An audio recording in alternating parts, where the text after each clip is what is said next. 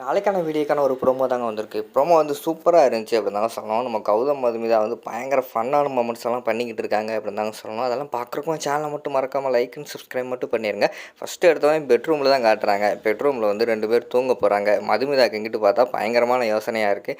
Already இவர் கூட வந்து ஒரு நாளே நம்மளால் வந்து கடக்க முடியல. ஹோட்டலில் வச்சு ரொம்ப டார்ச்சர் பண்ணிட்டார். இப்போ வேறு ஒரே பெட்ரூமில் வேறு தூங்க சொல்கிறாங்க. நம்ம என்ன பண்ணுறது ஏது பண்ணுறது தெரிலையே அப்படிங்கிற மாதிரி சொல்லிவிட்டு அவங்க ஒரு பக்கம் வந்து நம்ம கௌதமோட குரட்டைக்கு வந்து பயந்துக்கிட்டு இருக்கிற மாதிரி காட்டுறாங்க. அந்த நேரத்தில் வந்து நம்ம கௌதம் வந்து சொல்கிறாங்க, என்ன மதுமிதா என்னாச்சு அப்படிங்கிற மாதிரி சொன்னோடனே, இல்லை ஒன்றும் இல்லைங்க அப்படிங்கிற மாதிரி சொல்கிறாங்க. சரி நம்ம தூங்குவோம் அப்படிங்கிற மாதிரி சொல்கிறாங்க. சரிங்க தூங்குவோம் அப்படிங்கிற மாதிரி சொன்னோடனே, ஏங்க நீங்கள் எங்கே படுக்க போகிறீங்க அப்படிங்கிற மாதிரி கேட்டவுடனே, நீங்கள் பெட்டில் படுங்க நான் கொஞ்சம் நேரம் கழித்து அப்படியே படுத்துக்கிறேங்க சோஃபாவில் கீழே எங்கேயாவது படுத்துடுவேன் அப்படிங்கிற மாதிரி சொல்கிறாங்க. ஓகேங்க ஒன்றும் பிரச்சனை இல்லை, ஏன்னா எனக்கு வந்து பெட்டில் தூங்கினாதாங்க தூக்கம் வரும் அப்படிங்கிற மாதிரி சொல்லிவிட்டு அவர் வந்து அந்த இடத்துல சொல்லிக்கிட்டு இருக்கிற மாதிரி தான் காட்டிக்கிட்டு இருக்காங்க. சரிங்க நீங்கள் தூங்குங்க அதுக்கடுத்து நான் தூங்குறேன் அப்படிங்கிற மாதிரி சொல்கிறாங்க. அங்கிட்டு பார்த்தா நம்ம கௌதம் வந்து படுத்த கொஞ்ச நேரத்தில் வந்து ஆரம்பிச்சிட்டாரு.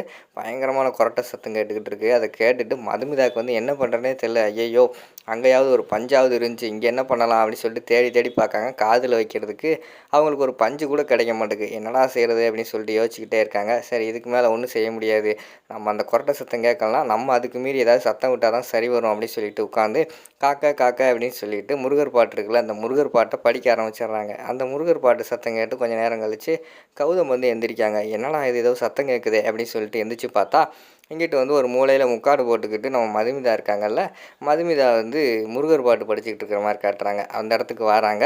என்ன மது என்னாச்சு, எதுக்கு இப்படி முக்காடு போட்டுக்கிட்டு பாட்டு படிச்சுக்கிட்டு இருக்கீங்க அப்படிங்கிற மாதிரி சொன்னோடனையும், இல்லைங்க எங்கள் வீட்டில் வந்து எங்களுக்கு எல்லாத்துக்கும் ஒரு பழக்கம் இருக்குது, தூங்குறதுக்கு முன்னாடி வந்து நாங்கள் வந்து சாமி கும்பிட்டு தான் தூங்குவோம், அதனால சாமி கும்பிட்டுக்கிட்டு இருக்கேன் அப்படிங்கிற மாதிரி வந்து சொல்கிறாங்க. ஓ அப்படியா, இந்த பழக்கம் வேறு இருக்கா, இது புதுசாக இருக்கே அப்படிங்கிற மாதிரி யோசிச்சுட்டு, சரிங்க சீக்கிரமாக தூங்குங்க சரியா அப்படின்னு சொல்லிட்டு திருப்பி போய் கொரட்டை போட்டு தூங்க ஆரம்பிச்சிடுறாரு. என்ன பண்ணுறனே தெரில. அவங்க மறுநாள் காலையில் எந்திரிச்சிடுறாங்க. எந்திரிச்சிட்டு நம்ம கௌதம் வந்து ஆஃபீஸ் கிளம்புறதா குளிச்சுட்டு வர்றாரு. குளிச்சுட்டு டவலோடு வந்து அந்த இடத்துக்கு வந்து வர்ற மாதிரி தான் காட்டிகிட்டு இருக்காங்க. அதை பார்த்த உடனே இங்கிட்டு மதுமிதாக்கு வந்து பயங்கரமான ஒரு மாதிரி என்ன சொல்கிறது, ஏதாவது பார்க்கக்கூடாத பார்த்துட்டா ஒரு மாதிரி ரியாக்ஷன் பண்ணுவாங்கள்ல, அவர் குளிச்சுட்டு சும்மா ஒரு டவலும் ஒரு இதுவும் பனியன் போட்டு தான் வராங்க. அதை பார்த்துட்டு ஐயோ சீ அப்படிங்கிற மாதிரி சொல்லிட்டு இந்த பக்கம் திரும்புகிற மாதிரி காட்டுறாங்க. ஐயோ என்னாச்சுங்க என்னாச்சுங்க அப்படின்னு சொல்லிட்டு அவர் பயந்து போய் திரும்பி பாத்ரூம்குள்ளே வர்ற மாதிரி தான் காட்டிக்கிட்டு இருக்காங்க. அந்த சீனெல்லாம் பயங்கரமாக இருக்குது.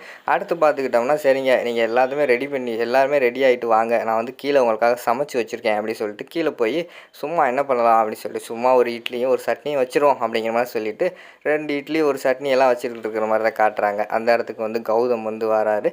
வந்த உடனே வாங்க சாப்பிடுங்கன்னு சொல்லிட்டு சும்மா இட்லி அந்த இடத்துல சட்னி மட்டும் வைக்காங்க.